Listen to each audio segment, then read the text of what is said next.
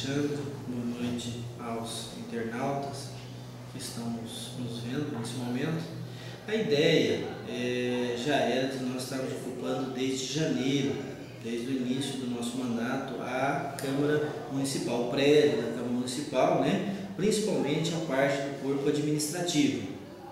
Entretanto, lá está faltando a questão de energia elétrica, a conclusão da energia elétrica, as alterações de potência, de carga, para que possa ser instalada energia elétrica.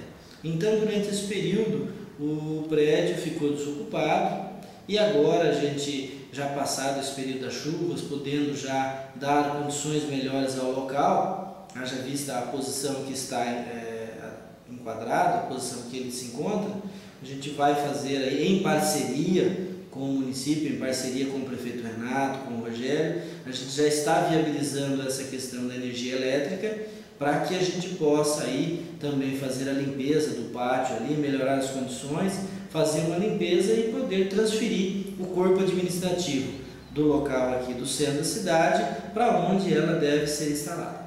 Certo. E enquanto isso, as sessões continuarão aqui no atual endereço, Dalgomir?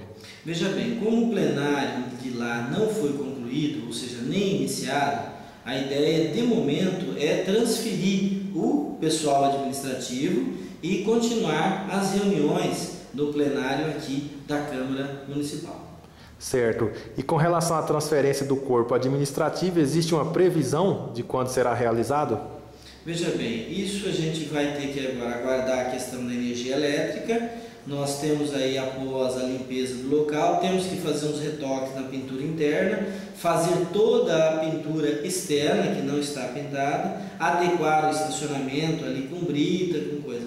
Isso vai depender muito aí também do prefeito Renato Câmara, as condições de viabilidade de recursos para que possa executar aquelas obras ao redor, podendo aí sim atender o nosso corpo administrativo a contento e com certas melhorias de condição de trabalho.